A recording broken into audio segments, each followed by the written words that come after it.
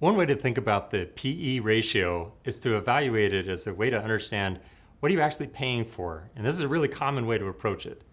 Now, the PE ratio is calculated by taking the price of the stock and then dividing into that the earnings per share. Sometimes it's called the earnings multiple because of that. Now, ideally, investors tend to look at the PE ratio as something that the lower it is, the better, which is not actually the way that it works, and we'll talk about why that is.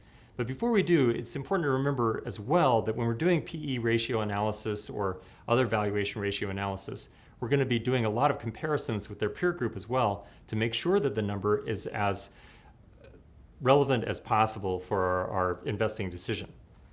So let's take a look at an example chart here. Now, what I've displayed are two stocks. One on the top is Boeing and the other one is Amazon. Now, its PE ratio, which is this second y-axis on the chart, seems to be relatively low. It's about 22, 23, something in that range. Now, Amazon is the next chart. Now, as you can see, the value here is about 250. So clearly there is a major differential there. And does that mean, therefore, that Amazon is a lot more expensive than Boeing? Can we even make that kind of a comparison? Well, probably not actually. And it's important to recognize, where does the PE ratio come from and what does it actually tell us about a particular company? So let's think about what's normal for a PE ratio and how it's actually calculated.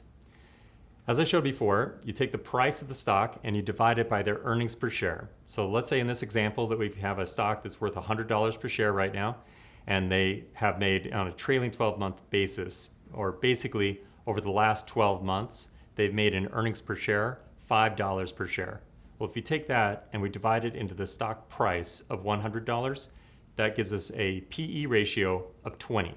Is that good? Is that bad? Can we determine that maybe by looking at the industry averages or maybe even the market averages? So this chart here, for example, this shows the average PE ratio for the S&P 500 over a very long period of time. So right now, as we record, this PE ratio is at about 25.74.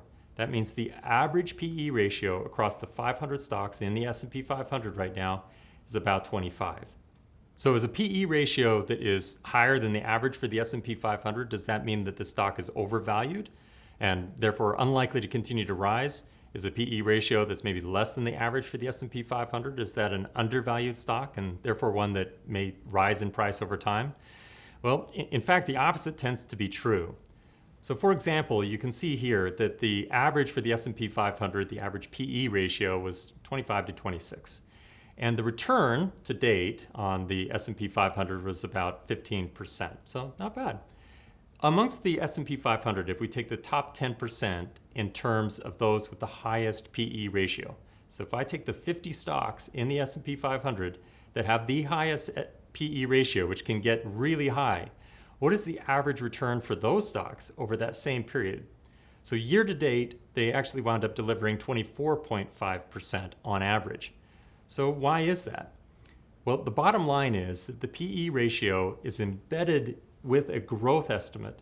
So we're making an assumption that companies with a high PE ratio are more likely to grow in the future. Companies with a low PE ratio are less likely to grow in the future. Now, is that a bad thing? Well, it kind of depends. And that's why we need to dig into this a little bit more and make sure that we do a little bit of extra work to make the PE ratio as relevant as possible.